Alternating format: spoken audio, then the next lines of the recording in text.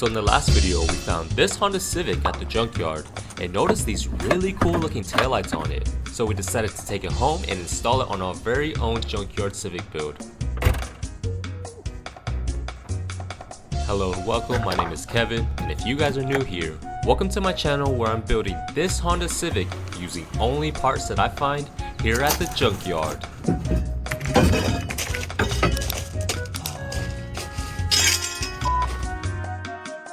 So if this is your first time tuning into the series, here's what we've done to the car so far. We threw in some new seats from a Prelude, got a new steering wheel off a TSX, installed a spoiler also from a TSX, threw on an entire lid kit off an old Accord, put together a bigger brake setup using CRV parts, found some sweet wheels on a Honda Fit, welded on an aftermarket exhaust tip, replaced a few body panels, and lastly we threw on some clear taillights. We are now 16 episodes in, and here's how the Civic looks so far. Still a little janky looking, so let's get into today's video and see what else we can do. Alright, so for today's video, we're finally going to start the process of painting this Honda Civic. After a whole year of just adding little parts here and there from the junkyard, I think it's finally time we give it a new look. And the best way to do so is with a fresh new coat of paint. What color are y'all thinking? I'm kind of going with I'm feeling like a Type R yellow, unless you guys have any other suggestions.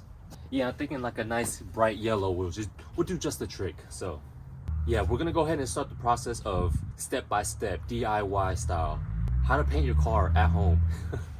Now you've seen me paint a couple of cars beforehand, like the RSX. I painted my dad's one before, a couple of other cars here and there, so I think I have a pretty decent grasp of how to do this thing. But trying to paint your car at home is pretty labor intensive, so I think I'm gonna split this up into 3 separate videos. I hate to do it, but that's just how it is. It's not gonna happen all in one day. Now, what goes into the process of painting your car? So first thing, I'm gonna divide it up into 3 separate steps. So we're gonna prep it, we're gonna sand it, and then we're finally gonna paint it. So yeah, let's get to it. Alright, so the first step of the process, we're going to be in the preparation stage. All we'll be doing for this section is we'll just be taking off everything that's getting spray painted separately, as well as parts that we don't want to get spray paint on. For example, the headlights and tail lights. Those will have to come off unless you want them all covered up in paint. But yes, like they always say, a good paint job is only as good as its prep work. So I'm here to show you guys that this can be done nicely with just your basic set of tools. And I've gathered the necessary tools for this stage, so be sure to grab these if you don't already have them. Now enough talking, let's go ahead and get right into it.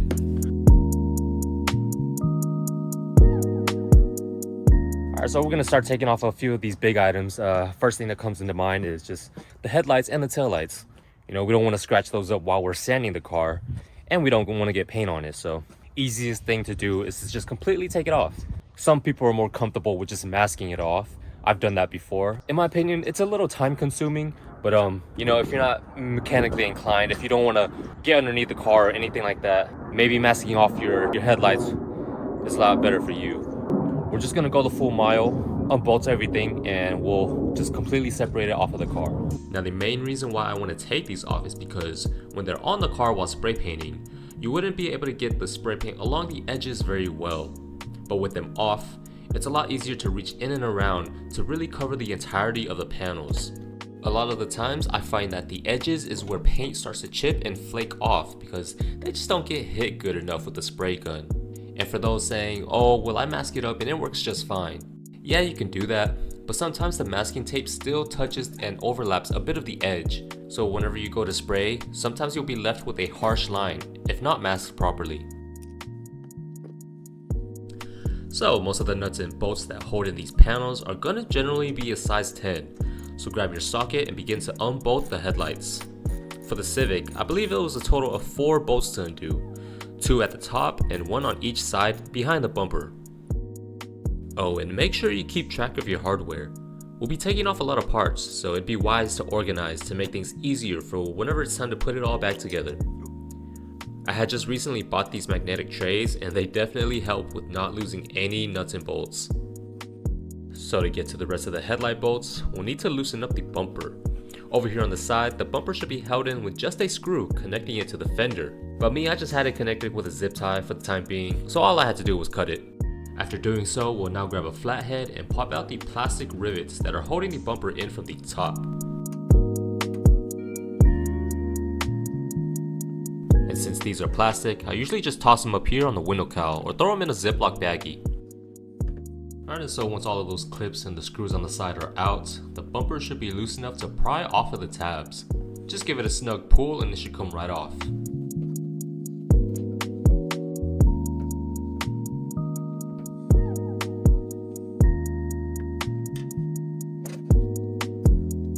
Up here at the front, you should be able to peek inside and see the bolt that's holding it into the frame.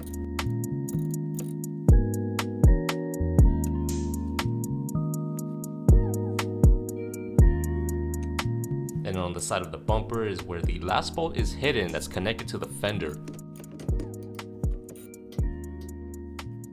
Now with all of the bolts undone, the headlight is now free to pull off of the car, and the last thing to do is disconnect the bulbs, which are the only things that are holding it in. To do this, you just twist and pull.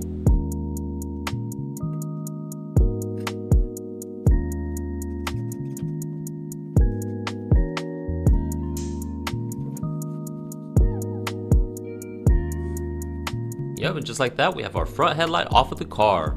It's as easy as that.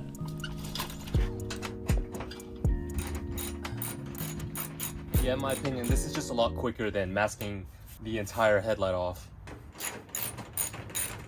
Plus, while these are off, I could probably try to restore these as well. As you can see, it's nice and yellow.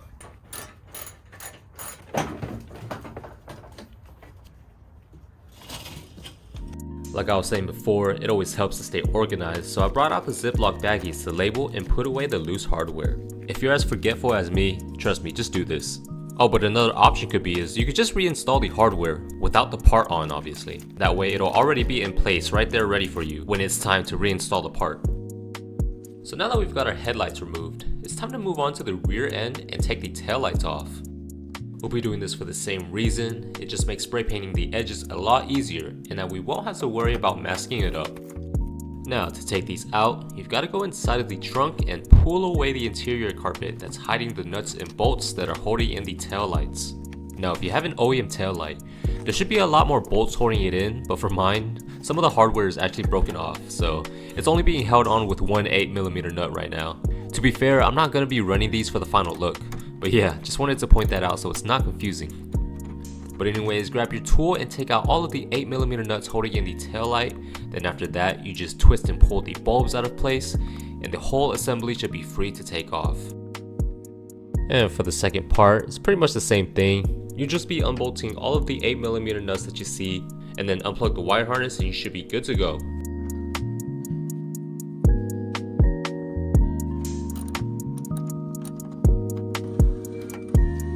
And if this is your first time taking off the taillights, it's going to be stuck on there pretty good, so just give it a good shove and it should pop right out.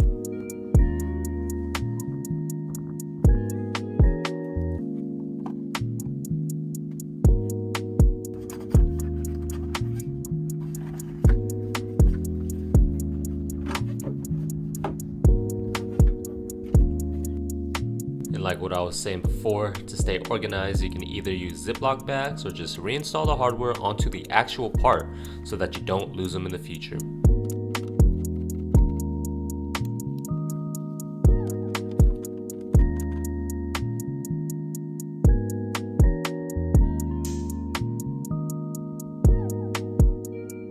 And so while I'm still back here on the rear end, I think I'm gonna go ahead and take off the spoiler.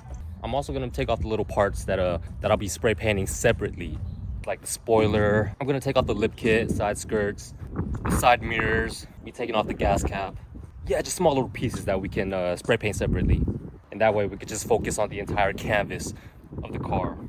Let's take this off. Same concept, it's just bolted in. Yeah, let's get to it. Alright, it's time to take off the TSX spoiler. I bolted this spoiler down with some 10mm bolts, and usually spoilers have 2 on each side holding it down to the trunk. So let's go ahead and get those off.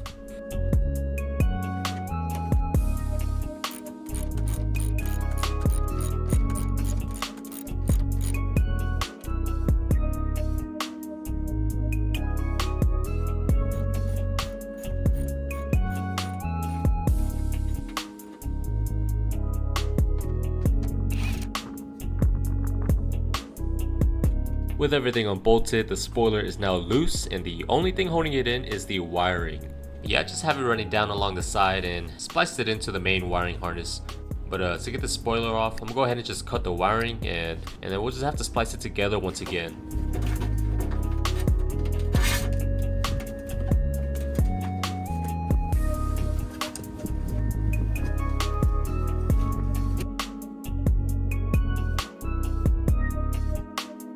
Now we'll start taking off little things such as the license plate as well as all of the badges. The license plate holder just uses 2 screws, so once you got that off, go ahead and throw that to the side. And by the way, for the license plate lights, we'll have to just mask that up with tape so we don't get any paint on it. Now to take the badges off, using a heat gun for this step really helps with making it an easy process. The heat warms the adhesive up and loosens it up enough to where we can just pry it off with a flathead with no problems. But also, it does leave the sticky residue behind, but we're going to take care of that once we start the sanding process.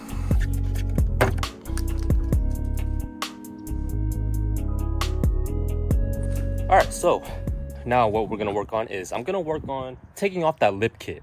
You know, there's multiple ways you could do this. You can completely take off the bumper and then separate it from the lip, just like that. But what I'm going to do is I'm going to jack up my car. That way I can slide underneath and unbolt it from the bottom, just like that.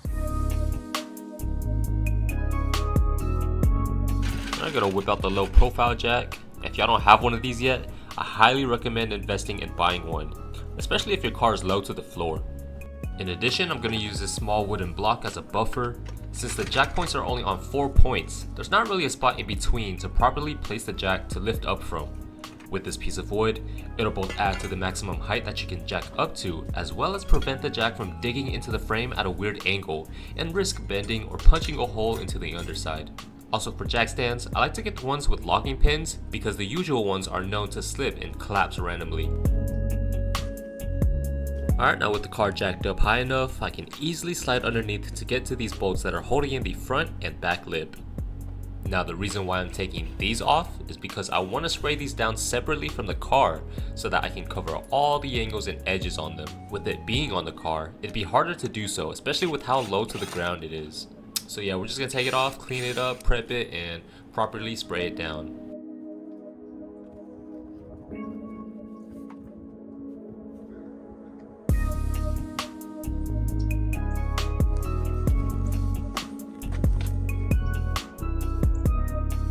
So if your car has any extra parts on the bumpers, like fog lights or indicator lights, I'd go ahead and take them off instead of masking as well.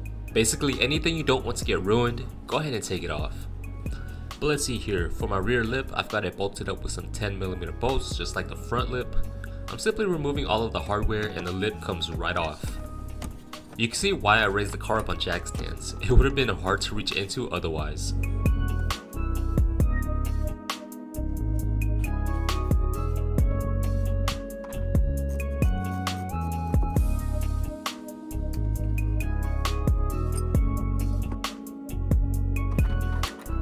And then, so as you can see, I've already got my side skirts off of the car. That was from when I was working on the car previously, but I'll just show you real quick how you're supposed to take them off. It's real simple. So for these, they're simply held in with plastic pop rivets and hang off with some plastic clips as well. As an example, here's what it looks like with it on. The first thing you want to do is go towards the front wheel and take out the one screw that's holding it in along with the plastic wheel well cover. After that, grab your flathead and pop out the plastic rivets from underneath the car. Now the only thing left holding it up are the clips behind the side skirt.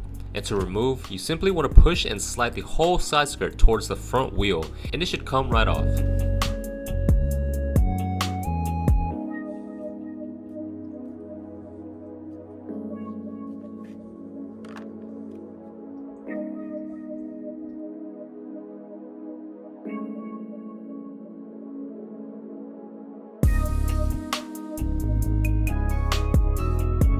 Alright, so I've got to take a quick break to go run some errands.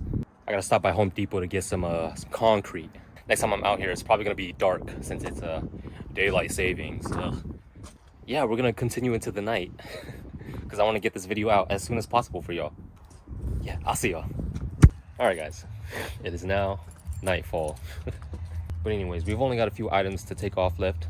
Next up on the list, I think we're gonna hit these side mirrors. So I'm gonna turn on the lights and we'll get at it. Check me out, I got these awesome work lights from Harbor Freight. These are super bright and easily adjustable. I kind of want another one, but yeah, I'm gonna have it pointing downwards at the car so that I'm not blinding anyone on the roads.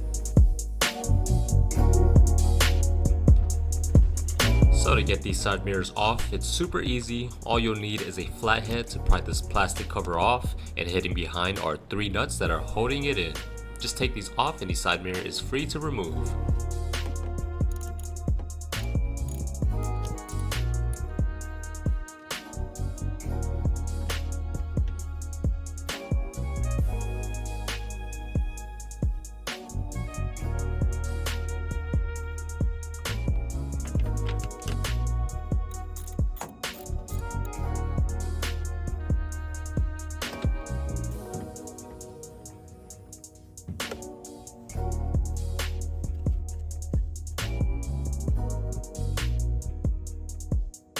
Okay, we're about to move on to the door handle, the worst part of it all, I feel like. But yeah, I'm gonna just try to give y'all the rundown on this.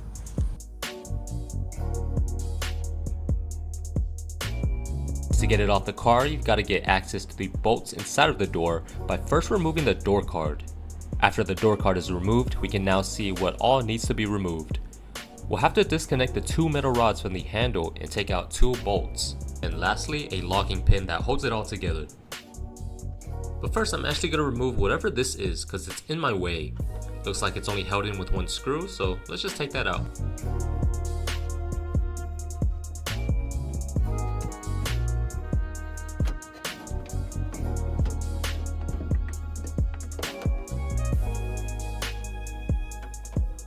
Alright, now that we have room, I can reach in with a flathead to pry off the metal rods that are connected to the handle. Using your flathead, push the tip into the small plastic bracket and try to kind of peel it off and away from the rod. Sometimes these are really stuck on there and you just want to be careful. And the top rod is inserted into the handle, so this one's really in there, so it's got to use some force. And then lastly, the annoying part is we'll be taking out the locking pin. I always have issues with this because none of my flatheads are skinny enough to really get underneath that slot and grab a hold of the pin that's lodged in there. But basically you need something thin and strong enough, like some type of pick, to pull the pin downwards. And once it's showing, you can then use the flathead to fully pull it out.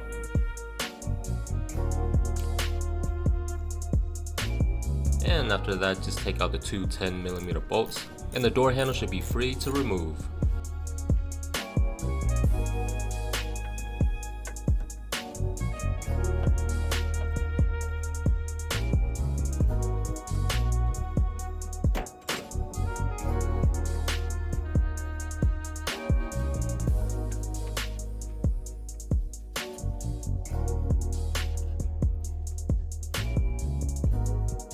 Don't forget about the lock assembly. You don't want to lose those, so just put everything in a Ziploc baggie.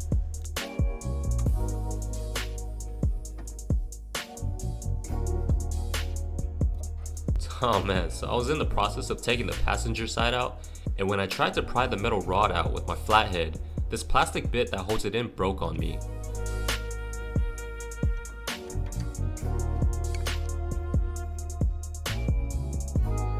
Pretty unfortunate, but maybe we could fix it somehow.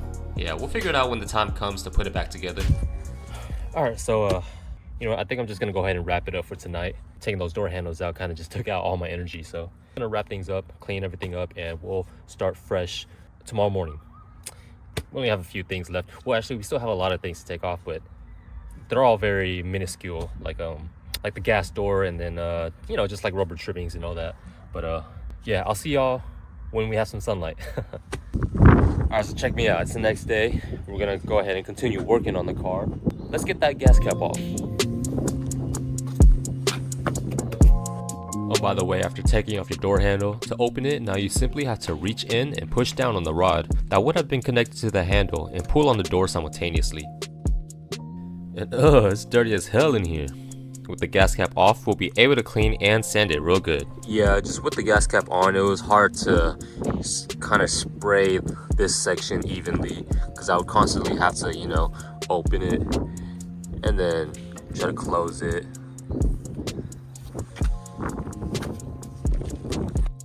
And so to take this off, you simply have to take out these two bolts here. Helps to remove your cap as well so you can have room to use your ratchet.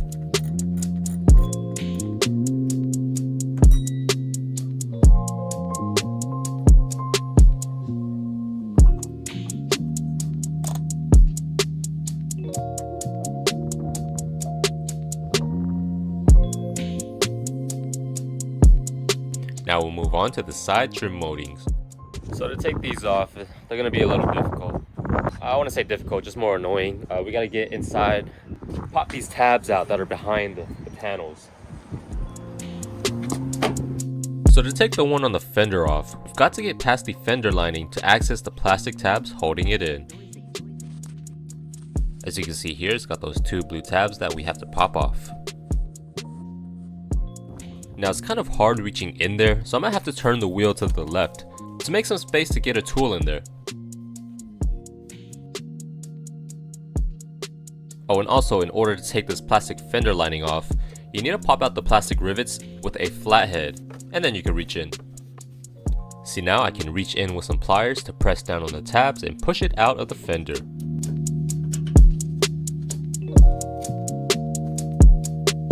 And it also helps to use a flathead at the same time to pry apart the trim while pushing from the other side.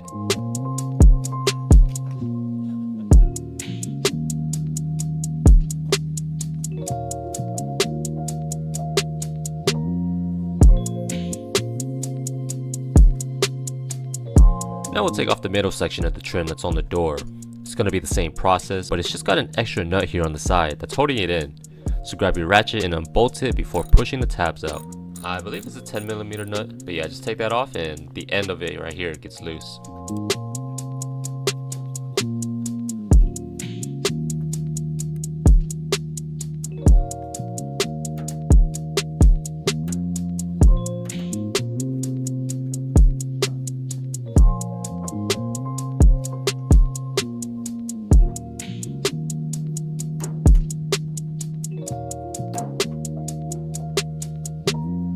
And after popping out all the tabs, you've got to slide the trim to the left to remove it from the last clip.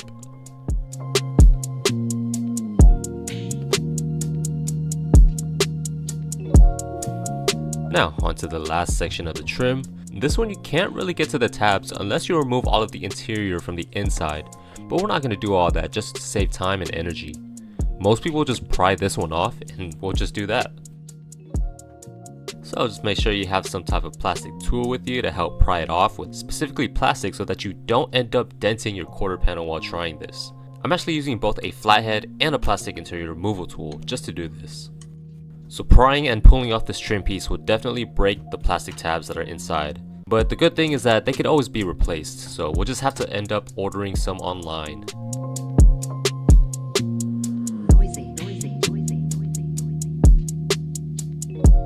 Alright, now we're gonna move on to the trim. More so like the rubber trims and, you know, just every other little thing that we can take off. We're gonna stay around the door. Now I want to get this piece off since it's overlapping the top of the door a bit. It'll just be my way of sanding and painting, so let's go ahead and take it off. In order to pull it off, we need to first remove this side piece that's held in by just 3 screws.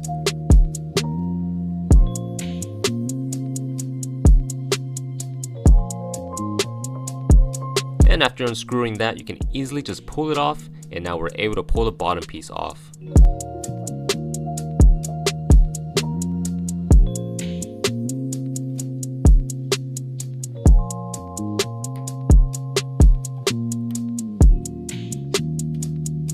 Now I helped to roll down my window all the way down so that I could get a better grip on the trim in order to pull it up and off of the car.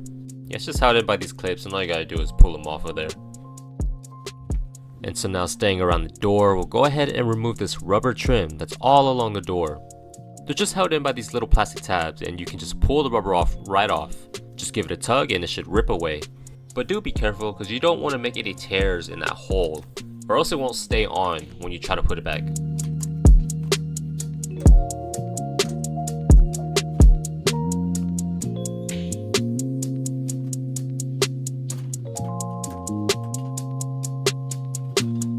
So it won't won't be able to fully come out unless we remove this bolt right here on the door hinge. So go ahead and take this bolt out and you'll be able to slip the rubber trim right past it.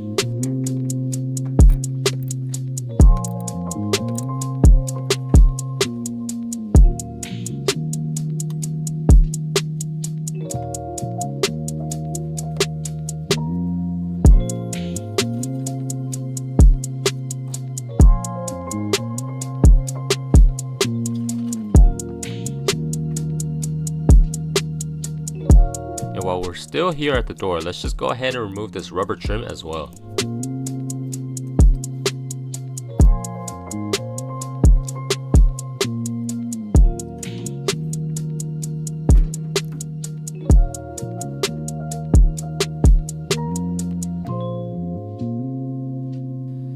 So now that we're done messing with the door, I want to try to remove some of this plastic interior trim so I can paint the door jambs in full. And I just have my plastic tool to pop out some of the tabs that are holding it all in.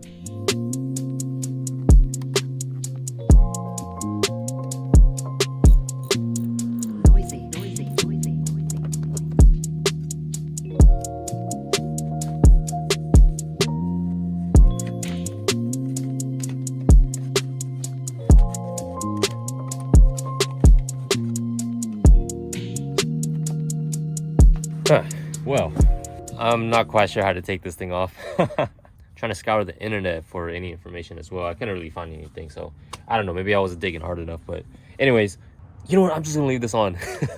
I'm gonna leave it on halfway. Check it out. I was able to pry it off at least a little bit. That way it would expose the bottom. Really, when we're painting, it's just leaving this bit exposed right here, and this will be covering it anyway, so I'm gonna leave it on there. I don't even know how to take this thing off.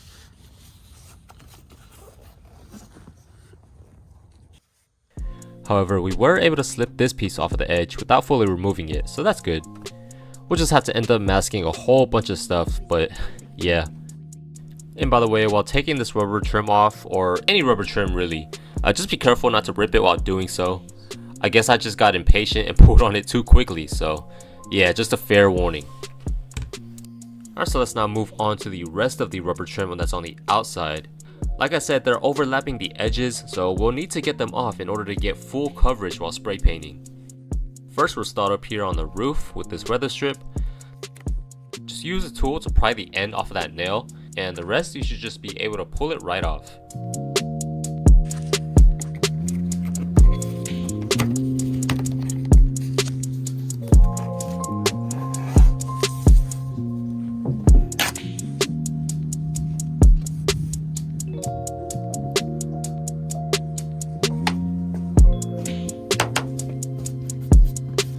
Worried that once I take this off I won't be able to put it back on, but we'll figure it out afterwards.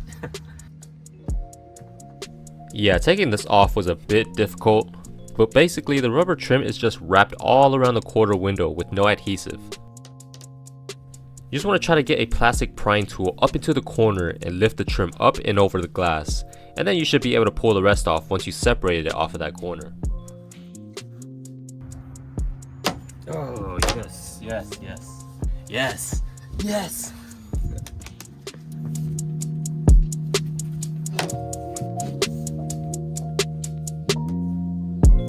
But also, like I said, just be careful while pulling it off, because I made a little tear in mine, being impatient once again.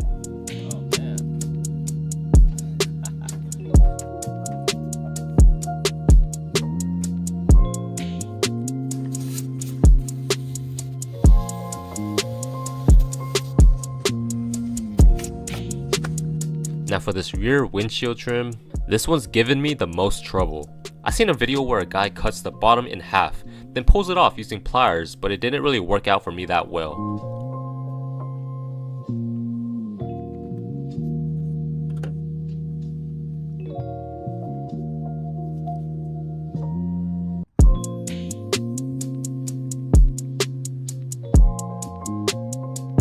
I've been at this for quite a while. Sun's about to set, as you can see.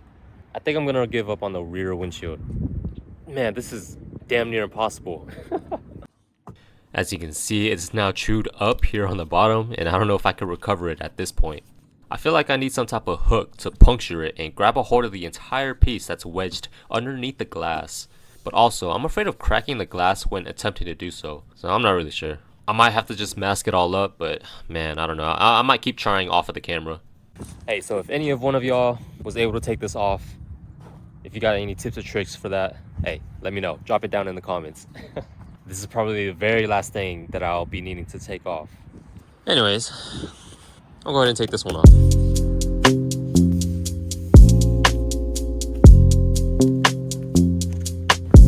Front windshield should be way smoother. Just get into this corner right here. I'm telling you, get you one of these. Wedge it right in there and just pop it out. Pull on it.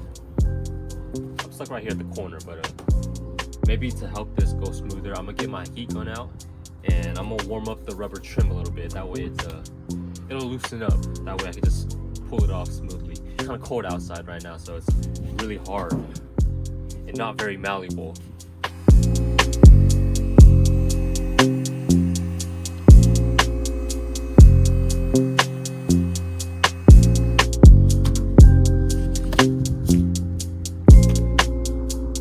It's a good thing that I'm replacing the windshield anyways, but man, this window trim, pain in the ass.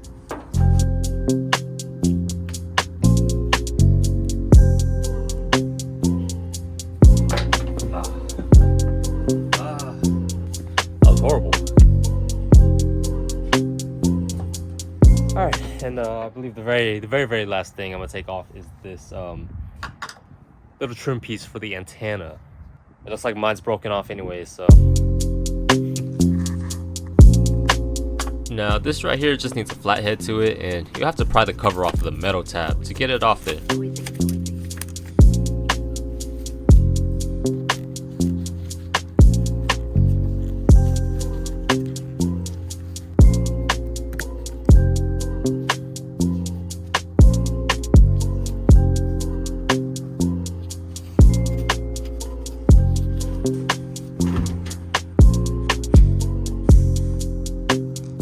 Okay, so that concludes part 1 of spray painting my junkyard Civic build. We were able to get off all of the trim, everything that we'll be spraying separately. Only thing we weren't able to get was that rear windshield rubber trim. If any of y'all have a solution for that, let me know. But that's quite ironic. I'm here making a video showing you how to do this exactly, but hey, it's all one. It's a community effort, group project. But anyways, part 1 is done. Now that we have everything off of the car, I'm gonna go ahead and cover it up with a car cover, and we'll proceed to the next day. In the next episode, we'll go ahead and start sanding the car. So I hope you guys enjoyed today's video. Like, comment, subscribe, do all of that. Thank you for watching. I'll see you for the next one.